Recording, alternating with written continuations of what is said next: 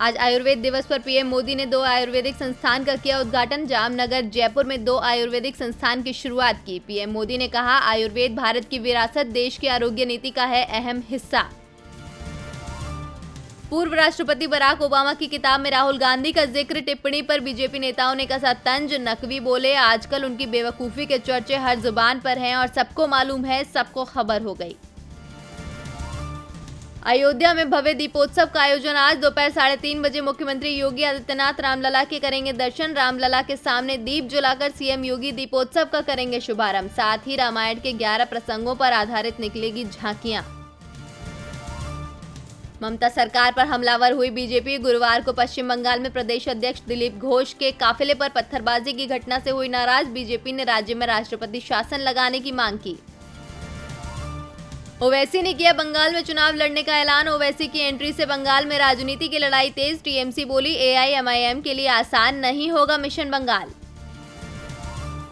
BJP सांसद निशिकांत दुबे ने की नीतीश से शराबबंदी कानून में बदलाव करने की अपील। सांसद ने ट्वीट करके लिखा, जिन्हें शराब लेनी होती है वो अन्य राज्यों का रुख कर रहे हैं, जिससे भ्रष्टाचार बढ़ गया है। मध्य प्रदेश में विधानसभा उपचुनाव में कांग्रेस की हार के बाद बीजेपी नेता उमा भारती ने की कमलनाथ की तारीफ। कहा, कमलनाथ बहुत ही सभ्य व्यक्ति हैं, वो मेरे बड़े भाई जैसे हैं। मुख्यमंत्री त्रिवेंद्र सिंह रावत को रुला गई सुरेंद्र सिंह जीना की यादें। बोले, अब नहीं सुनाई देगी भाई साहब प्रणाम की वो आवाज। बीजेपी के विधायक सुरेंद्र सिंह जीना का वर्तमान महामारी से हुआ निधन। निर्वाचन आयोग ने एनडीए को दिया क्लीन चिट। महागठबंधन की ओर से रिकाउंटिंग कराने की मांग की खारिज। निर्वाचन आयोग ने कहा, राज्यपाल को निर्वाचित सदस्यों की सूची सौंप दी। सीएम गहलोत की पीएम मोदी से मांग। राष्ट्रीय आयुष मिशन के तहत राजस्थान को विशेष दर्जा देने की अपील की। कहा, देश में आयुष क्षेत्र में सबसे बड़ा बुनियादी ढांचा राजस्थान में है।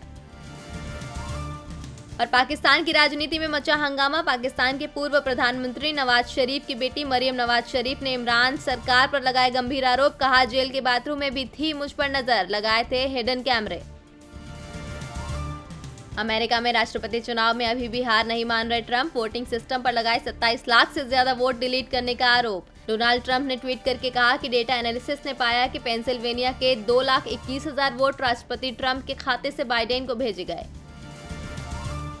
म्यांमार में सत्तारूढ़ एनएलडी पार्टी एक बार फिर से बनाएगी सरकार। म्यांमार में हुए आम चुनावों में आंग सान सू की की पार्टी को मिला बहुमत। एनएलडी को अब तक 416 में 346 से ज्यादा सीटों पर मिली जीत।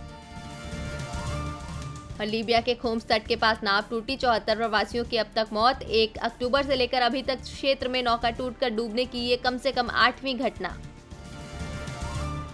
ईसाई धर्म गुरु पोप फ्रांसिस ने अमेरिका का नया राष्ट्रपति चुने जाने पर डेमोक्रेट जो बाइडेन को दी बधाई। पोप ने बाइडेन के साथ काम करने की जताई इच्छा। और जोरदार तेजी के साथ गोल्डमैन और नोमुरा ने बढ़ाया निफ्टी का टारगेट। बाजार में तेजी जारी रहेगी, प्रमुख सूचकांक नए शिखर बना सकते हैं। और ट्रंप ने किया पीएलए के नियंत्रण वाली चीनी कंपनियों में अमेरिकी निवेश को प्रतिबंधित। 31 चीनी कंपनियों पर लगाया प्रतिबंध। अर्जुन रामपाल से एनसीबी की पूछताछ। ड्रग्स केस पर हो रहे सवाल। एनसीबी ने अर्जुन रामपाल की लिव इन पार्टनर से 2 दिनों तक की पूछताछ।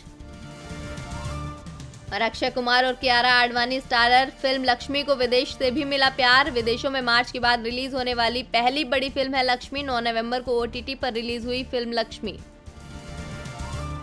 महामारी में पहली सीरीज खेलेगी इंडिया। कोहली के 3 टेस्ट न खेलने से ब्रॉडकास्टर को करोड़ों का नुकसान। वनडे दिखाने वाले चैनल ने भुनाया मौका।